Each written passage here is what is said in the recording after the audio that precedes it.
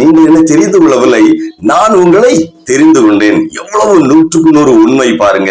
ஆண்டவர் இந்த உலகத்திலே உங்களை தெரிந்து கொண்ட விதமே ஒரு ஆச்சரியமானது. ஹல்லேலூயா. இஸ்ரவேல் ஜனங்களை ஆளுவதற்கு ஒரு ராஜாவை தெரிந்து கொண்டு அபிஷேகம் பண்ணும்படி கர்த்தர் சாமுவேலை அனுப்புகிறார். தாவீது தன் தகப்பனாருக்கு கடைசி மகன். அவனை தவிர அவன் தகப்பனாகி ஈசாய்க்கு பிறந்த மற்ற 7 பிள்ளைகளும் நல்ல ராஜ கம்பீரம், நல்ல ராஜ கம்பீரம் தோற்றம் உடையவர்கள்.